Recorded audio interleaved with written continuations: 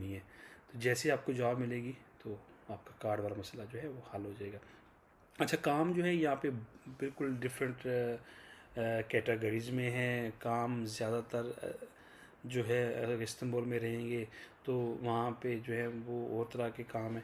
लेकिन मैं सबको मशवरा यही देता हूँ कि आप इस्तांबुल से बाहर जो शहर हैं, जो टूरिस्ट डेस्टिनेशंस हैं, वहाँ पे जाएं। वहाँ पे होटल्स हैं बहुत बड़े बड़े, जिसमें 500-600 रूम्स हैं। तो वहाँ पे काम आपको अच्छा मिल जाता है और उसकी सैलरी भी है। सिर्फ ये होता है कि वो होटल जो हैं वो साल में 3-4 महीने बंद रहते हैं, क्योंकि यहाँ पे सीज़न होता है। यूरोप से टूरिस्ट आता है तो सीज़न होता है, लेकिन जो सर्दियाँ होती हैं फिर वो बंद हो जाता है। तो फिर उसमें ये होता है ना, कुछ लोग होते हैं वापस चले जाते हैं, कुछ लोग जो है वो रहते हैं वहीं पे, कोई और जॉब वगैरह कर लेते हैं। अच्छा, ये तो